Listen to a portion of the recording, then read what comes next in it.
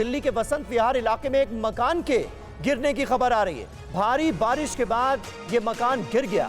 3 मजदूरों के दबे होने की आशंका है। मलबे से मजदूरों को निकालने की कोशिशें अभी भी जारी हैं। ये देखिए तस्वीरें, फायर डिपार्टमेंट की 5 यूनिट इस वक्त मौके पर मौजूद है। रेस्क्यू ऑपरेशन चलाया जा रहा है। एक मकान गिरा है, दिल्ली का पॉश इलाका है वसंत विहार, वहां पर ये मकान गिरा है और इस मकान के मलबे में दबे मजदूरों को बाहर निकालने की कोशिशें अभी भी जारी हैं।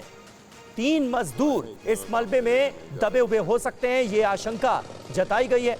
दिल्ली में भारी बारिश हुई है और भारी बारिश के बाद जगह जगह हादसों की खबरें भी सामने आ रही हैं। जितेंद्र शर्मा हमारे संवाददाता इस वक्त हमारे साथ मौजूद हैं। जितेंद्र, ताजा जानकारी क्या मिल पाई है? कितने लोग अंदर दबे हुए हो सकते हैं? रेस्क्यू ऑपरेशन में जो लोग लगे हुए हैं उनको कोई कामयाबी मिली है या नहीं?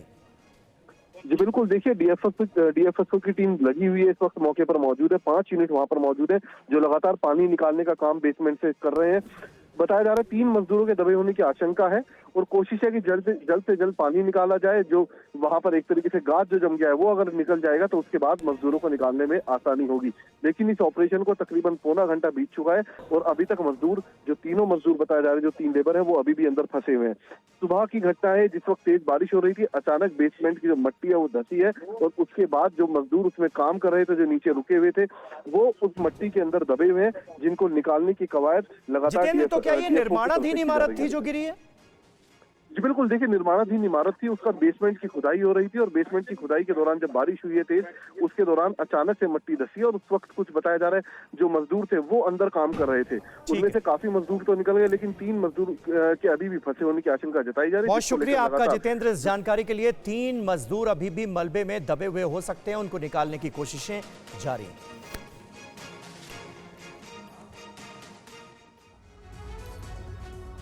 और आप देखिए कैसे एक दिन की बारिश में ही पूरी दिल्ली पानी पानी हो गई। वीवीआईपी इलाके के लोगों को भी करीब 4 घंटे की बारिश में जल जमाव से सामना करना पड़ गया। राजधानी दिल्ली में भारी बारिश के बाद कई इलाकों में बाढ़ जैसे हालात दिखे। लुटियन जोन से लेकर पूर्वी दिल्ली, पश्चिमी दिल्ली, सभी इलाकों में भारी जल जमाव हो गया। तस्वीरें दिल्ली के सफदरजंग इलाके की है, जहां पर एम्स के पास भारी बारिश की वजह से जल भराव हो गया। सड़क पानी में पूरी तरह से डूबी है, लोग फंस गए और अपनी गाड़ियां घसीटते हुए नजर आए। राजधानी के मिंटो रोड पर बने फ्लाईओवर में इतना पानी भर गया कि पूरी कार ही डूब गई। मोतीबाग फ्लाईओवर के नीचे पानी जमा होने की वजह से लोगों को परेशानियों का सामना करना पड़ा। कैनॉट प्लेस आउटर सर्कल पर इतना पानी जमा हो गया कि लोग अपनी बाइक पैदल घसीटते हुए नजर आए। लोधी गार्डन इलाका भी पानी से डूबा हुआ नजर आया और लोग ट्रैफिक में परेशान दिखे।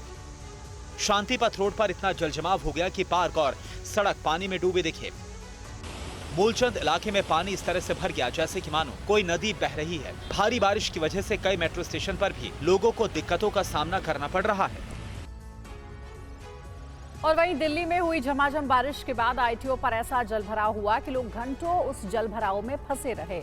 देखिए टीवी9 संवाददाता पुनीत शर्मा की रिपोर्ट। दिल्ली की बारिश भीषण गर्मी से दिल्ली वालों के लिए राहत तो लेकर आई, लेकिन बारिश के बाद दिल्ली की सड़कों के जो हालात बने उसने दिल्ली वालों को रुला दिया। सड़कों पर कई फीट पानी भरने से लोग रास्तों में ही फंस गए। इस वक्त हम दिल्ली के आईटीओ पर खड़े हैं। ये रास्ता हनुमान मंदिर की ओर फिरोज शाह रोड और मंडी हाउस की तरफ जाता है और यहाँ पर आप देखेंगे तकरीबन 4 फीट तक का पानी भरा हुआ है। गाड़ियां जो हैं, ऑटो जो हैं, वो आधे से ज्यादा डूब चुके हैं और इस रास्ते को पूरी तरीके से बंद कर दिया गया है। कोई भी गाड़ी अब इधर आ नहीं पा रही है। ये रास्ता अब बंद कर दिया गया है। आप देख सकते हैं कि इसके दूसरी तरफ जो रास्ता है, यहाँ पर भी रास्ता बंद होने की वजह से अब जो गाड़ियां हैं वो पूरी तरीके से फंस गई और लंबा ट्रैफिक जाम अब देखने को मिल रहा है। तस्वीरें दिल्ली के सफदरजंग इलाके की है, जहां पर इतना ज्यादा जलभराव हुआ कि पानी में गाड़ियां तक डूब गई। सड़कों पर आए सैलाब के बीच से लोग कुछ इस तरह से निकलते हुए नजर आए। बारिश रुकने के घंटों बाद भी पानी की निकासी नहीं हो पाई। और भारी बारिश ने दिल्ली के लोगों की मुसीबत बढ़ा दी है। बारिश की वजह से दिल्ली की सड़कें जलमग्न हो गई हैं, तो सड़कों पर जबरदस्त जाम लग गया। मयूर विहार, आईटीओ और धौला कुआं में गाड़ियों की लंबी कतार लग गई। लोगों को दफ्तर जाने में भारी दिक्कत का सामना करना पड़ रहा है।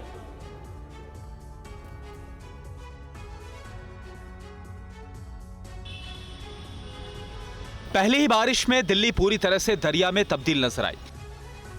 मिंटो रोड पर करीब 15 फीट तक पानी भर गया, जिसके अंदर एक कार पूरी तरह से डूब गई, जबकि एक ट्रक भी पानी में डूबा नजर आया। बारिश और जल जमाव की वजह से लोगों को आने जाने में परेशानी का सामना करना पड़ा। इस दौरान वो सरकार को कोसते नजर आए। कुछ नहीं है, इतना पानी भर के जा रहे हैं हम ड्यूटी, क्या करें?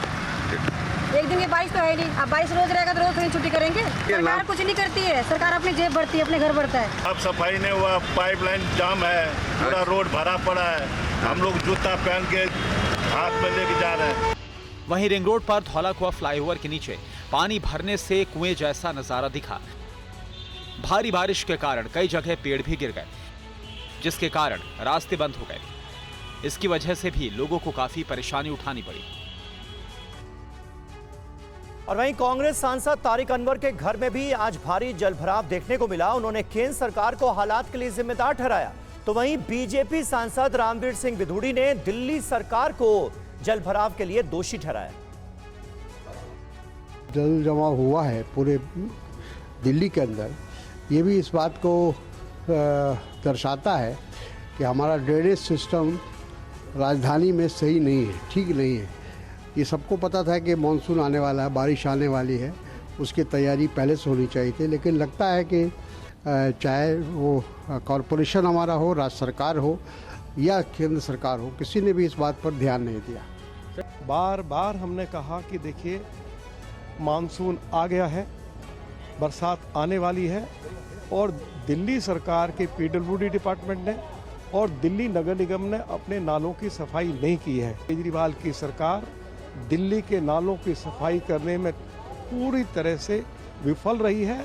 सैकड़ों करोड़ रुपया नालों की सफाई के लिए सरकार की ओर से दिया जाता है, और मुझे ये लगता है केवल कागजों में नालों की सफाई हुई है। एक बड़ा घोटाला आम आदमी पार्टी की दिल्ली सरकार ने और नगर निगम में जो आम आदमी पार्टी की सरकार है, इन दोनों ने मिलकर किया है।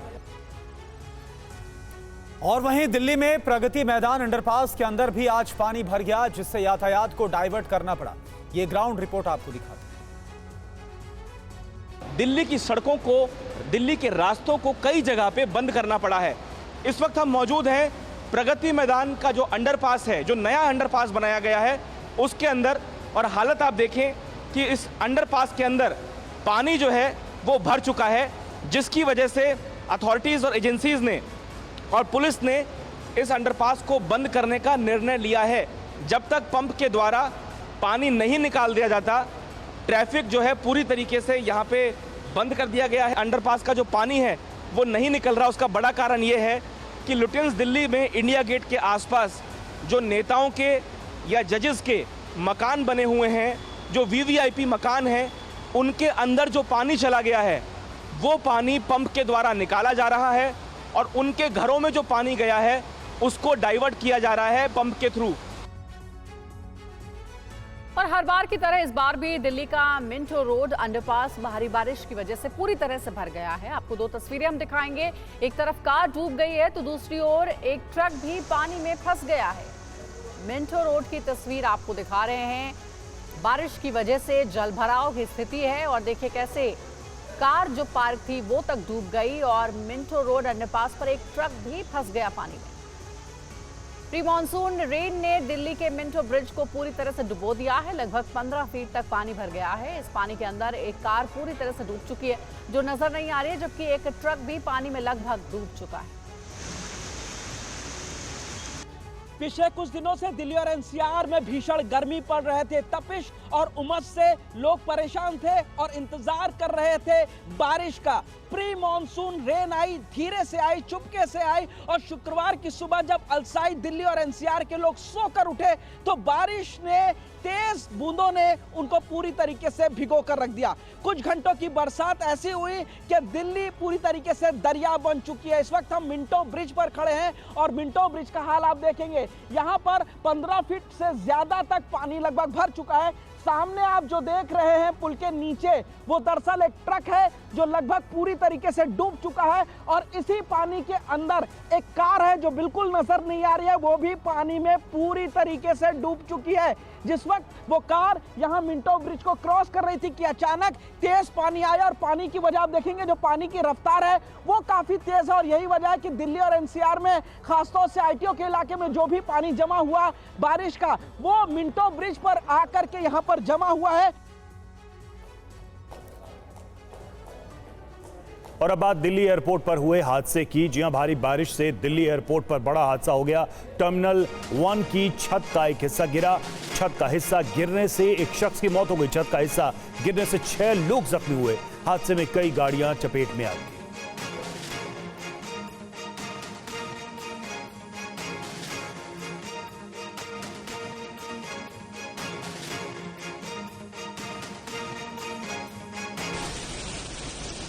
दिल्ली में आज बारिश के बीच दिल्ली एयरपोर्ट पर बड़ा हादसा हो गया। टर्मिनल 1 की छत का एक बड़ा हिस्सा नीचे गिर गया, जिसकी चपेट में आने से एक शख्स की मौत हो गई और 6 लोग घायल हो गए। टर्मिनल 1 की छत के मलबे में 4 गाड़ियां दब गई। हादसा सुबह करीब 5 बजे हुआ। हादसे की वजह से दिल्ली एयरपोर्ट के टर्मिनल 1 से काफी देर के लिए फ्लाइट्स का संचालन रोकना पड़ा। हादसे के बाद नागरिक उड्डयन मंत्री राममोहन नायडू भी दिल्ली एयरपोर्ट पहुंचे और हादसे पर अधिकारियों से जानकारी ली। एयरपोर्ट हादसे की जांच के लिए नागरिक उड्डयन मंत्रालय ने एक कमेटी गठित कर दी है, जो हादसे की वजहों का पता लगाएगी। हादसा इतना अचानक हुआ कि लोगों को कुछ समझ में भी नहीं आया। मैं डिपार्चर के नीचे अराइवल पे खड़ा हुआ था, ऐसा लगा जैसे बिजली कड़की थी। उस टाइम पे ऐसा लगा जैसे बादल फटा, तो आवाज़ बहुत तेज आई थी। उसमें यह हादसा हुआ है। 8-10 टैक्सी ड्राइवर हैं, जिसमें से एक ड्राइवर की ऑन द स्पॉट मौत हो चुकी है। आवाज़ ऐसी थी जैसे बादल फटने की आवाज़ आती है ना, जोर से बादल फटते ही हैं। बादल फटने के बाद बिजली कड़की और उसके बाद यह। और दिल्ली एयरपोर्ट पर हुए इस हादसे को लेकर सियासत भी शुरू हो गई है। विपक्ष का आरोप है कि जल्दबाजी में एयरपोर्ट के टर्मिनल 1 का उद्घाटन किया गया था और नतीजा सबके सामने। दिल्ली एयरपोर्ट हादसे में मृतकों के परिजनों को 20 लाख रुपए के मुआवजे का ऐलान किया गया है, तो वहीं घायलों को 3 लाख की आर्थिक मदद दी जाएगी। हादसे वाली जगह का जायजा लेने के बाद केंद्रीय नागरिक उड्डयन मंत्री राममोहन नायडू ने बताया कि एयरपोर्ट का नया हिस्सा गिरा है। जिस टर्मिनल 1 पर हादसा हुआ वो 2009 में बनाया गया था। इस बीच एयरपोर्ट हादसे को लेकर विपक्षी दलों ने केंद्र सरकार पर गंभीर आरोप लगाने शुरू कर दिए हैं। विपक्षी नेताओं का आरोप है कि टर्मिनल 1 का जो हिस्सा गिरा है उसका उद्घाटन प्रधानमंत्री ने इसी साल मार्च में किया था। इन आरोपों को सरकार ने खारिज किया है। प्रियंका गांधी ने सोशल मीडिया पोस्ट में लिखा, मार्च में प्रधानमंत्री जी ने दिल्ली एयरपोर्ट टर्मिनल 1 का उद्घाटन किया था। आज उसकी छत ढह गई, जिसमें एक कैब ड्राइवर की मौत हो गई। सवाल यह है कि प्रधान उद्घाटन मंत्री जी क्या इन घटिया निर्माण कार्यों और इस भ्रष्टाचारी मॉडल की जिम्मेदारी लेंगे? वहीं उमर अब्दुल्ला ने भी आरोप लगाया कि जिस टर्मिनल 1 की छत का हिस्सा गिरा है उसका चुनावों से ठीक पहले जल्दबाजी में प्रधानमंत्री मोदी ने उद्घाटन किया था। और चलिए अब आपको सुनाते हैं कि एयरपोर्ट हादसे पर नागरिक उड्डयन मंत्री राममोहन नायडू ने क्या कहा। Express our condolence to the life that has been lost in this tragic incident also, and along with that 4 people have also been injured, so we are taking care of them right now. As soon as the incident happened, it has come to our notice and we have reacted immediately. Right now the situation is under control.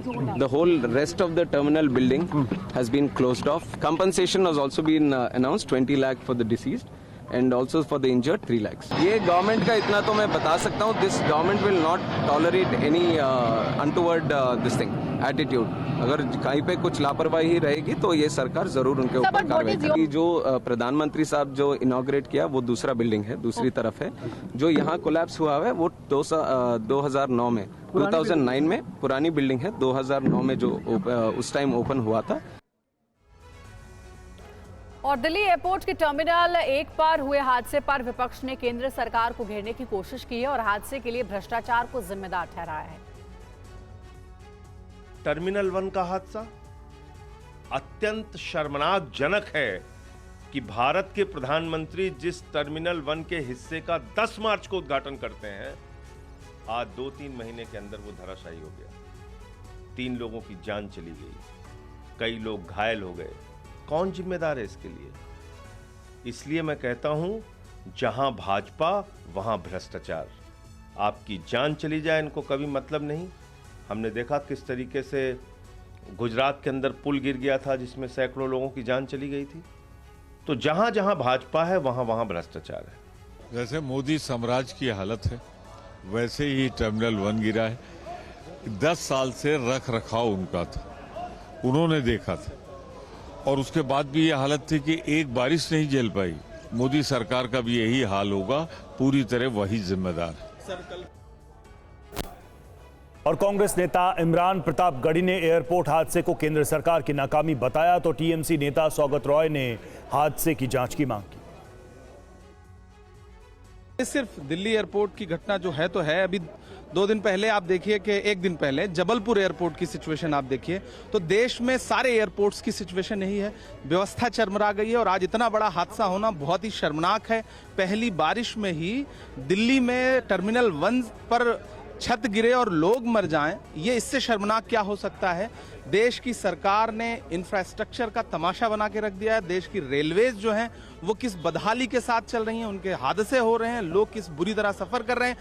Airports की स्थिति ये है, ये सरकार पूरी तरह से विफल है। ये तो सरासर मिनिस्ट्री ऑफ सिविल एविएशन का फेलियर है। 3 आदमी का डेथ भी हो गया, बहुत दुखद घटना है। इस पर मिनिस्टर फॉर सिविल एविएशन को बयान देना चाहिए और क्या रेमेडियल स्टेप उन्होंने लिया इसको उन्हें बताना चाहिए। तो दिल्ली के एयरपोर्ट का आपने हाल देखा, अब आपको नई दिल्ली रेलवे स्टेशन का हाल दिखाते हैं, जहां पानी भर गया और यात्रियों को काफी दिक्कतों का सामना करना पड़ा। पुल से गुजरती रेल, नीचे ट्रैफिक जाम। बिहार, पश्चिम बंगाल और उड़ीसा से आने वाले रेल यात्री गुजरती ट्रेन से दिल्ली के हालात देखकर दंग रह गए। पानी की समस्या से जूझते लोगों की यह तस्वीर नई दिल्ली रेलवे स्टेशन के पास की है, जहां लोगों को भारी मुसीबत का सामना करना पड़ा। ट्रैफिक पुलिस को भी यातायात बहाल करने में काफी मशक्कत करनी पड़ी। इधर दिल्ली की मेयर शैली ओबेरॉय जंगपुरा में हालात का जायजा लेती नजर आई। वो केवल आश्वासन देती नजर आई कि अभी टीम आएगी और पानी निकल जाएगा, लेकिन दिल्ली हाफती नजर आई। नालियों के जाम होने और पानी जमा होने की वजह से अब सड़कों का हाल देखिए। ये तस्वीरें मलकागंज तिमारपुर की है, जहां सड़कें धंस गई, कई कारें उसमें समा गई। काफी दूर तक देखिए किस कदर सड़क धंसी है। लोगों को इसकी वजह से काफी मुश्किलें झेलनी पड़ी। कई जगहों पर पेड़ भी गिरे पड़े हैं। गोविंदपुरी मेट्रो स्टेशन का हाल देखिए, यहाँ की सड़कों पर भी लबालब पानी भरा हुआ है, जिसकी वजह से मेट्रो तक आने वालों को काफी दिक्कतों का सामना करना पड़ रहा है। इधर दिल्ली में पानी भरने से शहरी विकास राज्य मंत्री तोखन साहू का बयान सामने आया। केजरीवाल सरकार काम नहीं कर रही है, यह कहा गया है। केजरीवाल सरकार भ्रष्टाचार में लिप्त है। शहरी विकास राज्य मंत्री तोखन साहू हमारे साथ है। सर, आज दिल्ली में आपने भी देखा होगा कि जगह जगह जल भराव है, हैवी ट्रैफिक जाम है, कौन जिम्मेदार है इसके लिए? देखिए, केंद्र की सरकार सारी योजना प्लानिंग करके राज्य सरकार को दे रही है। राज्य की सरकार, केजरीवाल की सरकार इस पर काम नहीं कर रही है। सरकार भ्रष्टाचार में लिप्त है, केजरीवाल की सरकार। इस कारण दिल्ली में इस तरह की समस्या खड़ी हो रही है। लेकिन वो तो केंद्र सरकार पे डाल रहे हैं सारी जवाबदारी। यदि हम पैसा दे रहे हैं तो उसका सदुपयोग करे सरकार और दिल्ली वासियों की समस्या से निजात दिलाए। पूरी सरकार, केजरीवाल की सरकार भ्रष्टाचार में लिप्त है, इस कारण इस तरह की समस्या खड़ी हो रही है। जो लुटेरे दिल्ली में हमने देखा है, जगह जाम लगे हैं, मंत्रियों के, सांसदों के घर में पानी घुस गया है, जो एनडीएमसी एरिया, उसके लिए कौन जिम्मेदार है? देखिए, पूरी प्लानिंग सरकार करके दे रही है, लेकिन राज्य सरकार इस पर काम करे। सरकार काम नहीं कर रही है, भ्रष्टाचार में लिप्त है, हर सेक्टर में भ्रष्टाचार में लिप्त है। इसके कारण समस्या उत्पन्न है। एनडीएमसी का एरिया जो है वो तो होम मिनिस्ट्री के अंडर आता है, केंद्र सरकार के अंडर आता है। देखिए, राज्य सरकार काम करे उस पर, सारा प्लानिंग करके केंद्र सरकार पैसा दे रही है, तो उस पैसे देकर सरकार सदुपयोग करे। एक और बड़ी खबर है, शिमला में लैंडस्लाइड की जानकारी है। पहाड़ से सड़क पर आया मलबा, शुराला मार्ग पर मलबे में दबी कई गाड़ियां।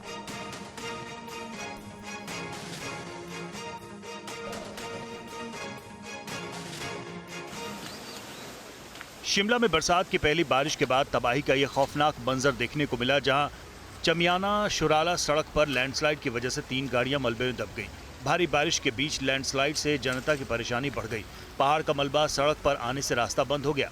अब शुराला रोड पर यातायात पूरी तरह से बंद है। लोग पैदल ही यहां से आवाजाही को मजबूर हैं। स्थानीय लोग खुद ही सड़क पर गिरे मलबे को हटाकर रास्ता बहाल करने की कोशिश करते नजर आए। सड़क बंद होने से स्कूल जाने वाले बच्चों को सबसे ज्यादा परेशानी झेलनी पड़ी। हिमाचल में मानसून दस्तक दे चुका है। राजधानी शिमला में बीती रात जमकर बारिश हुई। करीब 2 घंटे की तेज बारिश के बाद हालात क्या हैं, ये आपके सामने है। एक दिन पहले ही हिमाचल के सिरमौर में लैंडस्लाइड की घटना सामने आई थी। यहां नेशनल हाईवे 707 को लैंडस्लाइड की वजह से बंद कर दिया गया और 100 गांवों का संपर्क टूटा। पांवटा, नाहन और अन्य राज्यों से कट गया था। फिलहाल लोगों से अपील की जा रही है कि बारिश का अलर्ट देकर घर से बाहर जाने का प्लान बनाएं। और अब आपको राजस्थान के सिरोही से आई एक तस्वीर दिखाते हैं। राजस्थान के सिरोही में नदी में गिरा ट्रैक्टर। नदी पार करते समय तेज बहाव में बहा ट्रैक्टर। मौके पर मौजूद लोगों ने किया ट्रैक्टर पर सवार 2 लोगों का रेस्क्यू। ऐसी लापरवाही जिंदगी पर कभी भी भारी पड़ सकती है। खतरे को देखते हुए जानबूझकर लापरवाही करना मुसीबत का सबब बन सकता है। यह नजारा राजस्थान की सिरोही का है, जहां पर तेज बहाव के बावजूद ट्रैक्टर चालक ने जोखिम लेते हुए आगे निकलने की कोशिश की। आप देख सकते हैं कि एक साथ कई ट्रैक्टर चालक तेज बहाव के बावजूद नदी पार करने की कोशिश कर रहे हैं। थोड़ी देर आगे बढ़ने के बाद ही ड्राइवर का संतुलन बिगड़ गया। तेज बहाव में ट्रैक्टर नदी में गिर गया, लेकिन ट्रैक्टर चालक और उसके साथी ने वक्त रहते कूदकर अपनी जान बचाई, जिससे एक बड़ा हादसा टल गया। जिस समय यह हादसा हुआ उस समय नदी के दोनों तरफ काफी संख्या में लोग मौजूद थे। सिरोही में अचानक हुई बारिश के बाद नदी में पानी का बहाव शुरू हो गया। इस दौरान कई ट्रैक्टर एक साथ अजमेर डिपो से रवाना होकर भीनमाल की तरफ जा रहे थे। तभी सिरोही के पास एक गांव में तेज बहाव पानी को पार करने की कोशिश में ट्रैक्टर नदी में जा गिरा। बाद में काफी मशक्कत के बाद ट्रैक्टर को निकाला गया, लेकिन सवाल है कि जब खतरा सामने दिखाई दे रहा था तब जोखिम लेने की क्या जरूरत थी।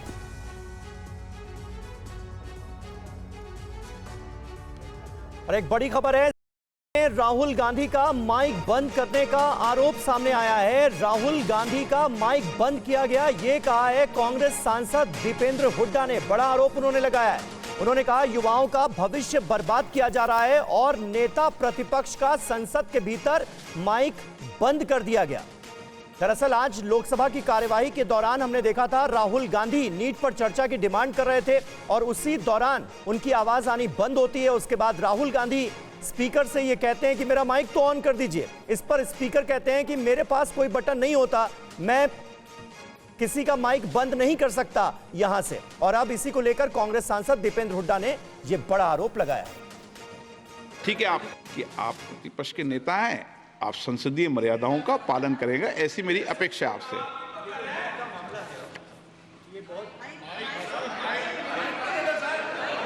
माइक मैं बंद नहीं करता हूं, पूर्व में भी आपको व्यवस्था दी थी, यहां कोई बटन नहीं होता। सर माइक तो दे दीजिए। मैं आपको पूर्व में बता चुका हूं कि आप विषय राष्ट्रपति भाषण में रखें। अभी आपका सर, कोई हम रिकॉर्ड में नहीं जाएगा, इसलिए मेरा आग्रह है उनको, हिंदुस्तान के जो स्टूडेंट्स हैं उनको हम जॉइंट मैसेज देना चाहते थे। हाँ दें आप। सुनिए जॉइंट मैसेज देना चाहते थे ऑपोजिशन और सरकार के साइड से कि इस मुद्दे को हम ज़रूरी मानते हैं और इसीलिए हमने सोचा था कि आज स्टूडेंट्स की रिस्पेक्ट करने के लिए हम नीट पर डिस्कशन करें। ठीक है, आप डेडिकेटेड डिस्कशन। अब बात यह है कि 2 फोर्सेस हैं, एक तरफ नहीं माने ओके, सभा पटल पर रखे जाने वाले पत्र आइटम नंबर 3 श्री अर्जुन मेघवाल जी। तो देखिए ये तस्वीरें हमने आपको दिखाई, यही वो मौका था जब राहुल गांधी सदन के भीतर नीट पर चर्चा की डिमांड कर रहे थे। स्पीकर की तरफ से उन्हें यह बताया गया कि राष्ट्रपति के अभिभाषण पर धन्यवाद प्रस्ताव पर चर्चा का ये दौर है और ऐसे में नीट के मामले पर चर्चा बाद में कराई जाएगी। उसी दौरान राहुल गांधी इस मुद्दे को बार बार उठा रहे थे और अचानक से उनकी आवाज बंद होती है। इस पर राहुल गांधी ऑब्जेक्ट करते हैं, स्पीकर की चेयर से वो ये कहते हैं कि मेरा माइक तो दे दीजिए, मेरा माइक तो ऑन कर दीजिए। उसके बाद स्पीकर ओम बिरला राहुल गांधी को ये बताते हैं कि मेरे पास ऐसा कोई बटन यहां पर मौजूद नहीं होता जिसके जरिए मैं माइक बंद कर दूं। लेकिन अब यह मामला तूल पकड़ता हुआ नजर आ रहा है। कांग्रेस पार्टी ने इसकी शिकायत की। और वहीं देखिए एक और बड़ी खबर, कांग्रेस महासचिव केसी वेणुगोपाल का आरोप, राहुल को 1 मिनट नहीं बोलने दिया गया। केसी वेणुगोपाल की तरफ से आरोप लगाया गया, राहुल गांधी का माइक स्विच ऑफ किया गया है।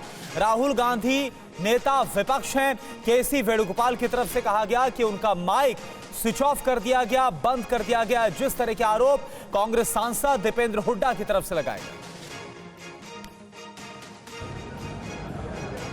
Government is not ready. They are not even allowing leader of opposition, that is a recognized leader of opposition, who is the leader of 237 member of parliament, is not allowed to speak for 1 minute. In between his mic was switched off. The way in which this government is going like older dictatorship only. I think this is going to be a big problem for our entire democratic system. और चलिए कुमार विक्रांत का हम रुख करते हैं। इस खबर पर हमारे साथ पूरी जानकारी के साथ जुड़े हुए हैं। कुमार, हमने देखा कि जो लोकसभा स्पीकर हैं उनकी तरफ से कहा भी गया कि मेरे पास ऐसी कोई भी बटन या फिर मैं यहां से माइक स्विच ऑफ नहीं कर सकता हूं, ये क्लियर भी किया गया, ऐसा मेरे पास कुछ भी नहीं है। लेकिन फिर इसके बाद जो विपक्ष की तरफ से खासतौर पर कांग्रेस के सांसद और कांग्रेस महासचिव आरोप लगा रहे, क्या कहा जा रहा है, आधार क्या बनाया जा रहा है?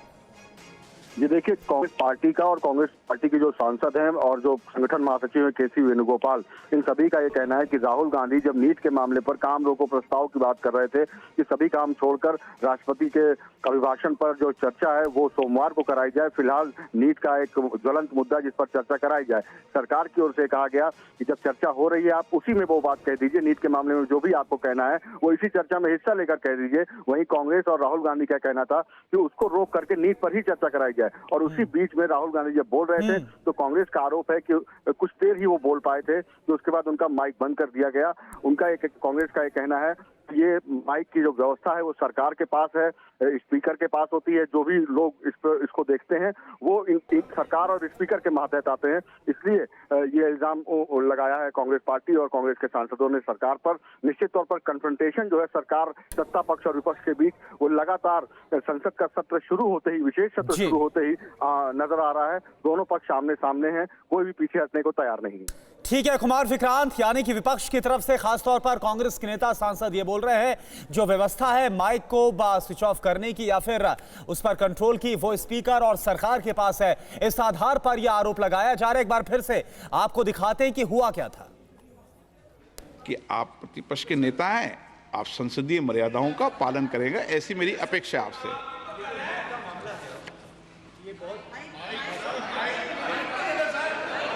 माइक मैं बंद नहीं करता हूं, पूर्व में भी आपको व्यवस्था दी थी, यहाँ कोई बटन नहीं होता। सर माइक तो दे दीजिए। मैं आपको पूर्व में बता चुका हूं कि आप विषय राष्ट्रपति भाषण में रखें। अभी आपका नहीं सर, कोई हम रिकॉर्ड में नहीं जाएगा, इसलिए मेरा आग्रह है उनको, हिंदुस्तान के जो स्टूडेंट्स हैं उनको हम जॉइंट मैसेज देना चाहते थे। हाँ दें, आप सुनिए। जॉइंट मैसेज देना चाहते थे ऑपोजिशन और सरकार के साइड से कि इस मुद्दे को हम ज़रूरी मानते हैं और इसीलिए हमने सोचा था कि आज स्टूडेंट्स की रिस्पेक्ट करने के लिए हम नीट पर डिस्कशन करें।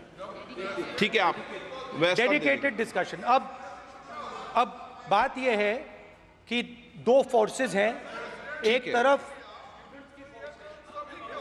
नहीं माने ओके, सभा पटल पर रखे जाने वाले पत्र आइटम नंबर 3 श्री अर्जुन मेघवाल जी। और इस पूरे मामले पर कांग्रेस सांसद दीपेंद्र हुड्डा ने भी बयान दिया है। उन्होंने कहा है कि सदन के भीतर राहुल गांधी का माइक बंद किया गया। धर्मेंद्र प्रधान जी अपनी जिम्मेदारी से पीछे हट रहे हैं। ये विपक्ष को अस्वीकार्य है, इंडिया गठबंधन को अस्वीकार्य है और इसी को लेकर हम एक चर्चा लेके आए थे। और जो राहुल जी ने जो बात कही कि सब मिलकर इस पर एक दृष्टिकोण रखें, क्योंकि राष्ट्रीय हित का मुद्दा है, कोई राजनीति का मुद्दा नहीं है। लेकिन ये बात कहने पे भी के बावजूद उनके माइक को बंद किया गया। जब नेता विपक्ष के माइक को बंद किया जाएगा इतने अति महत्वपूर्ण विषय को, जिस रूप से वो राजनीति से भी ऊपर उठ के उठा रहे थे, तो मैं समझता हूँ कि स्वाभाविक है कि विपक्ष में के सांसदों में इस बात पर रोष पनपा और हमने मांग करी कि इस पर डिस्कशन हो।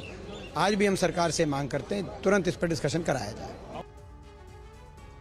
और बीजेपी सांसद जगदंबिका पाल ने राहुल गांधी पर हमला बोला है। आरोप लगाया है कि स्पीकर की बात राहुल ने नहीं सुनी। स्पीकर नीट समेत तमाम मुद्दों पर चर्चा का वक्त देने को तैयार थे, लेकिन राहुल नहीं माने।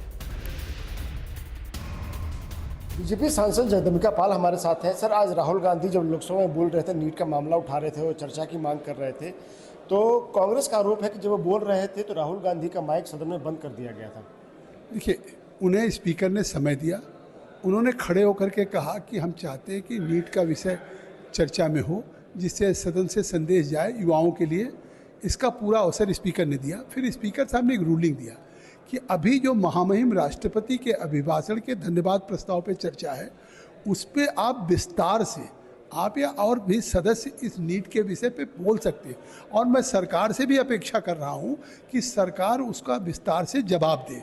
तो जब ये सदन की परंपरा है और महामहिम राष्ट्रपति के प्रति दोनों सदन समवेत उनके संबोधन के प्रति आभार व्यक्त करता है, जिसमें धन्यवाद प्रस्ताव पे चाहे सत्ता पक्ष हो या प्रतिपक्ष हो, वो सभी लोग उनके प्रति सम्मान प्रदर्शित करते हैं। तो अगर नीट इनके लिए महत्वपूर्ण विषय राहुल गांधी के लिए था, तो मैं पूछना चाहता हूं कि वो उसी नीट के विषय पे चाहते तो 1 घंटा है ये एलओपी उस महामहिम राष्ट्रपति के अभिभाषण पे सरकार से पूछ सकते थे। वो तो ये कह रही है कि राहुल गांधी सांसद के साथ साथ एलओपी हैं, अगर वो बोल रहे हैं तो उनका माइक क्यों बंद किया गया? ये मैं समझ रहा हूँ कि एलओपी होते ही उन्होंने सबसे पहले संसदीय परंपराओं पे कुठाराघात किया, महामहिम राष्ट्रपति का अपमान किया, क्योंकि महामहिम राष्ट्रपति के प्रति ये सदन धन्यवाद देता है और ये समेत सदन एक धन्यवाद प्रस्ताव आता है जिसको पूरा सदन सत्ता पक्ष प्रतिपक्ष उसको पारित करके और महामहिम राष्ट्रपति को ले जाकर के संसदीय मंत्री देते हैं।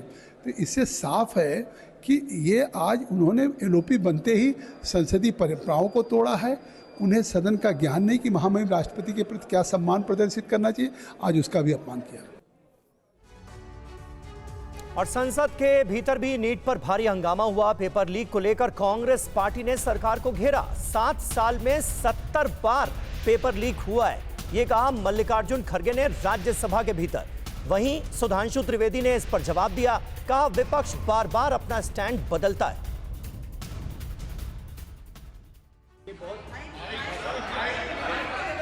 नीट पेपर लीक पर विपक्ष सड़क से संसद तक सरकार को घेरने में जुटा है।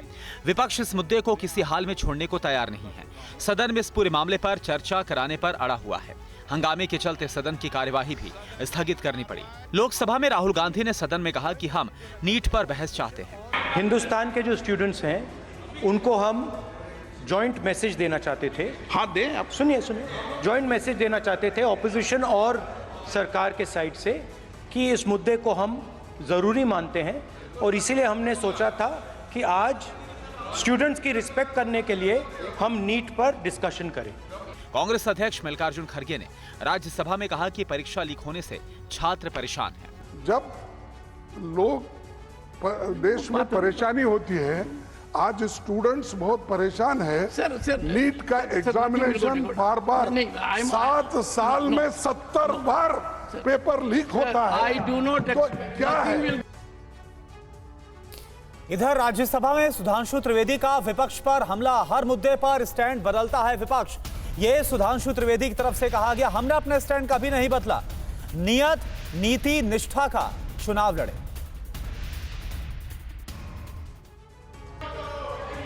राष्ट्रपति महोदया ने प्रथम 3 बिंदुओं में इस बात का उल्लेख किया कि एक नई सरकार और नई लोकसभा का गठन हुआ है और ये इसलिए अधिक महत्वपूर्ण है क्योंकि ये भारत के अमृतकाल की पहली लोकसभा है। जवाब दो। भारत की नई संसद बनने के बाद की यह पहली लोकसभा है। यहां मैं स्पष्ट करना चाहूंगा कि नीति, नियत और निष्ठा हमारी पार्टी और हमारी सरकार ने वो उदाहरण प्रस्तुत किए हैं कि अपनी स्थापना 1951 से लेकर आज तक इन 73 वर्षों में हमने ना अपनी कोई नीति बदली है, न निष्ठा बदली है। हमारा एक भी आइडियोलॉजिकल मुद्दा ऐसा नहीं है इन 73 वर्षों में जिसमें हमने अपना स्टैंड चेंज किया हो, और दूसरी तरफ हमारे जो विपक्षी दल हैं उनका एक भी ऐसा आइडियोलॉजिकल मुद्दा नहीं है जिस पे उन्होंने स्टैंड चेंज न किया हो। बड़ी खबर है, नीट मुद्दे पर आरजेडी ने सरकार को घेरा है। शिक्षा मंत्री इस्तीफा दे, मीसा भारती ने ये मांग की।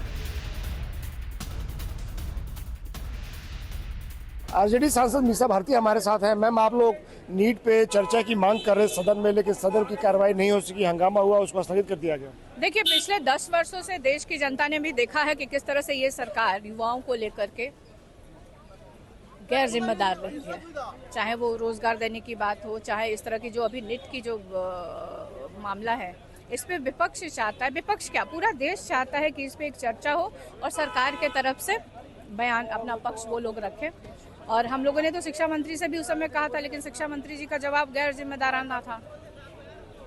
लेकिन सरकार ये कह रही है, स्पीकर ये कह रही है कि जब चर्चा होगी, इस पे चर्चा शुरू होगी तो उसमें अपनी बात रखिए, नहीं तो आप क्यों नहीं करा रहे हैं? पहले आपको नीट पहले अभी चर्चा कराने में क्या प्रॉब्लम आ रहा है?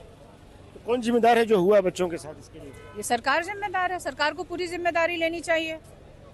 और ये केंद्र सरकार परीक्षा आयोजित करवाती है, प्राइवेट संस्थानों से कराती है या जिससे भी कराती है, तो ये तो मंत्री और सरकार को इसकी जिम्मेदारी लेनी चाहिए। और विपक्ष तो ये भी मांग कर रहा है कि शिक्षा मंत्री को तुरंत इस्तीफा देना चाहिए। और नीट पेपर लीक मामले में सीबीआई मनीष और आशुतोष को रिमांड में लेने की तैयारी में है। सीबीआई ने इन दोनों को गिरफ्तार किया है। पेपर लीक मामले में सीबीआई लगातार छापेमारी कर रही है। इस मामले से जुड़े लोगों से पूछताछ कर रही है। आरोपियों की पूछताछ में मिले सुराग के आधार पर और भी गिरफ्तारियां हो रही हैं। सीबीआई ने 2 और आरोपियों को गिरफ्तार किया है। मनीष प्रकाश और आशुतोष को गिरफ्तार किया है। इन दोनों की गिरफ्तारी से सीबीआई को कई और सबूत मिल सकते हैं। सीबीआई अब इन दोनों को रिमांड पर लेकर पूछताछ करने की तैयारी में है। इन दोनों आरोपियों के संबंध संजीव मुखिया से हैं। मनीष और आशुतोष ने पटना के एक प्ले स्कूल में कैंडिडेट्स को नीट परीक्षा के पेपर उपलब्ध कराए थे। ये दोनों अभ्यर्थियों के साथ काफी देर तक मौजूद रहे थे और आंसर पेपर रटवाने में मदद की थी। आशुतोष जहां पर अभ्यर्थियों को ठहराया गया था, जिस स्कूल में अभ्यर्थियों को आंसर रटवाए गए थे, उस स्कूल का संचालक है। वो सेफ हाउस के ऊपर ही किराए पर रहता भी था। जिस सीबीआई की गिरफ्त में दूसरा आरोपी मनीष की भूमिका भी पेपर लीक में काफी अहम है। मनीष पर आरोप है कि वो चिंटू के साथ मिलकर अभ्यर्थियों को सेफ हाउस तक उसने पहुंचाया था। और सीबीआई की टीम ने ओएसिस स्कूल के प्रिंसिपल एहसानुल हक से पूछताछ की है। सीबीआई अब उन्हें लेकर रांची पहुंच रही। पिछले 3 दिनों से सीबीआई की टीम हजारीबाग में नीट पेपर लीक मामले की जांच कर रही है। ओएसिस स्कूल में जांच के बाद प्रिंसिपल एहसान उल हक को हिरासत में लेकर सीबीआई ने पूछताछ की है। अब सीबीआई की टीम एहसान उल हक को रांची लेकर गई है। नीट पेपर लीक मामले को लेकर के जिस दिन से खुलासा हुआ है कि पेपर लीक हुआ है, उसके बाद से ही ओएसिस स्कूल शक के दायरे पे रहा है। और सीबीआई जब जांच करनी शुरू की है, उसके बाद से ही यहाँ के जो प्रिंसिपल है उसे अपने साथ रखी हुई थी। पिछले 3 दिनों से 3 रात तक सीबीआई ने प्रिंसिपल एहसानुल हक के साथ पूछताछ की और विभिन्न पहलुओं पर जांच की। आखिरकार आज सीबीआई की टीम ने एहसानुल हक को अपने साथ रांची की ओर ले गई। कहा यह जा रहा है कि एहसानुल हक का पेपर लीक मामले में नाम आ सकता है। दरअसल नीट पेपर लीक मामले की जांच के दौरान बिहार पुलिस को गिरफ्तार अभ्यर्थियों के घर से अधजले कागजात मिले थे। उसके बाद ईओयू ने इन जले हुए कागजात का मिलान किया था, जिसमें अधजले कागजात में 68 प्रश्न हूबहू पाए गए। ये प्रश्न पत्र हजारीबाग के ओएसिस स्कूल के बुकलेट से मेल खाते हैं। तभी से जांच एजेंसियों की नजर इस स्कूल पर थी। और इससे जुड़ी एक और बड़ी खबर, नीट पेपर लीक मामले में सीबीआई का बड़ा एक्शन सामने आया। राजस्थान के झालावाड़ से जुड़े हैं नीट पेपर लीक के तार। झालावाड़ मेडिकल कॉलेज के 10 छात्रों से पूछताछ हो रही है। सीबीआई ने छात्र छात्राओं से पूछताछ की। नीट परीक्षा पेपर लीक मामले में सीबीआई देश भर के कई राज्यों में लगातार छापेमारी कर रही है। पेपर लीक के तार अब राजस्थान से भी जुड़ते नजर आ रहे हैं। सीबीआई ने झालावाड़ के एक मेडिकल कॉलेज के 10 छात्रों को गिरफ्तार किया है। बताया जा रहा है कि गिरफ्तार 10 छात्रों में 8 को जमानत भी मिल गई है। बताया जा रहा है कि 2 छात्र अभी भी सीबीआई की हिरासत में हैं। आरोप है कि इन छात्रों ने नकली कैंडिडेट बनकर दूसरे के बदले परीक्षा दी है, लेकिन अभी तक किसी ने इस आरोप की पुष्टि नहीं की है। कॉलेज प्रशासन भी इस मामले में कोई जानकारी नहीं दे रहा है। कॉलेज के अधिकारी इस मामले में बयान देने से बच रहे हैं। मेडिकल कॉलेज के अधिकारियों द्वारा मामले को छुपाए जाने भी अपने आप में कई तरह के सवाल खड़े कर रहा है। अगर कुछ गड़बड़ नहीं है तो कॉलेज प्रशासन अपनी बात क्यों नहीं रख रहा है? नीट यूजी परीक्षा में फर्जीवाड़े के मामले में देश भर में कई जगहों पर मुकदमे दर्ज हुए हैं, जिन पर अलग अलग राज्यों में मुकदमे दर्ज हैं। नीट पेपर लीक के बाद पूरे देश में हंगामे के बाद सुप्रीम कोर्ट के निर्देश पर सीबीआई मामले की जांच में जुटी हुई है।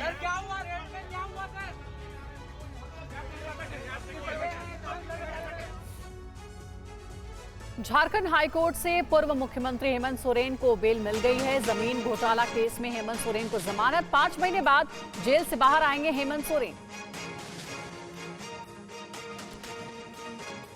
झारखंड के पूर्व मुख्यमंत्री हेमंत सोरेन को जमानत मिल गई है और 5 महीनों के बाद जेल से जमानत पर बाहर आएंगे हेमंत सोरेन।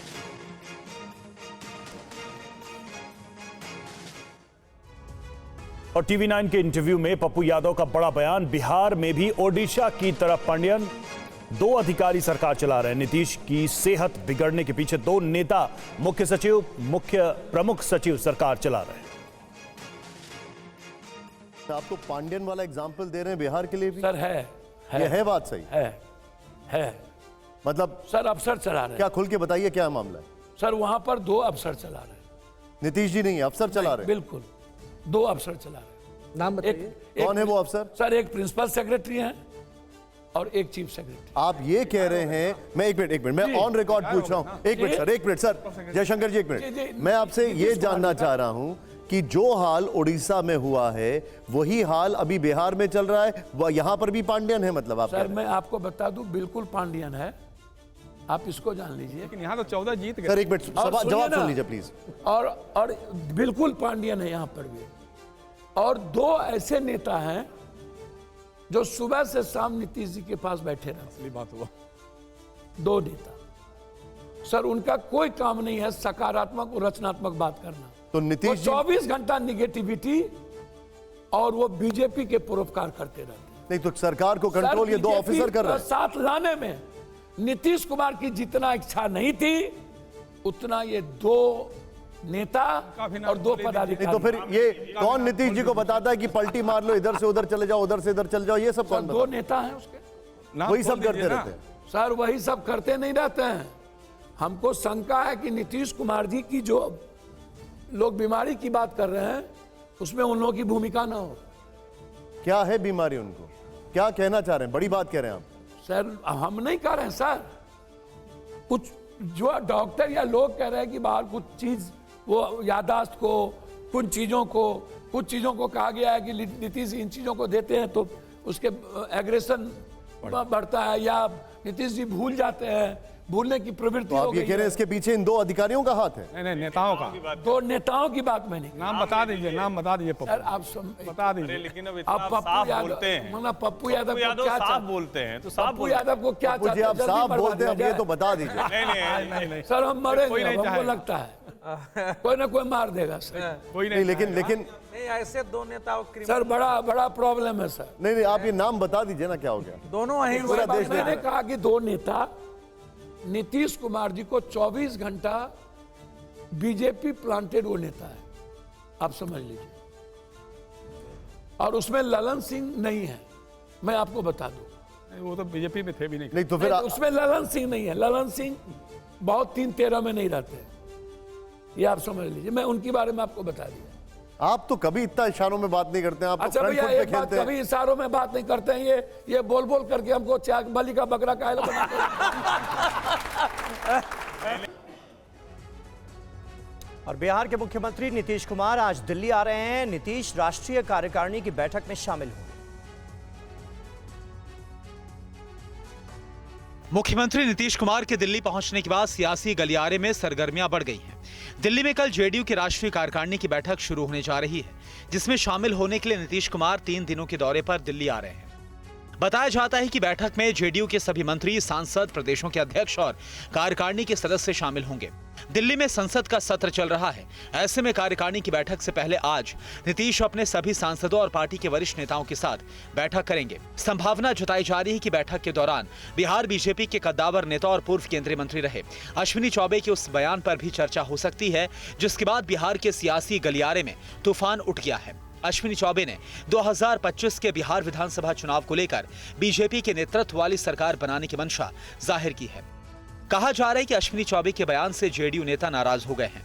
ऐसे में कयास लगाया जा रहा है कि 2025 के बिहार विधानसभा चुनाव के लिए नीतीश कुमार इस बैठक में कुछ रणनीति पर चर्चा भी कर सकते हैं। खबर कर्नाटक से है, जहां पर हावेरी में आज सुबह एक दर्दनाक हादसा हो गया जिसमें 13 लोगों की मौत हो गई। घटनास्थल की तस्वीरें हम आपको साफ साफ दिखा नहीं सकते क्योंकि इतनी विभत्स हैं कि किसी की भी रूह कांप जाएगी। लोग विचलित हो सकते हैं। हादसे के बाद जहां तहां शव बिखरे पड़े हुए हैं। लहूलुहान बेजान कई शव शत विक्षत हालत में थे। यह हादसा हावेरी जिले के ब्यादगी में आज सुबह एक मिनी बस के एक खड़े ट्रक से टकरा जाने से हुआ।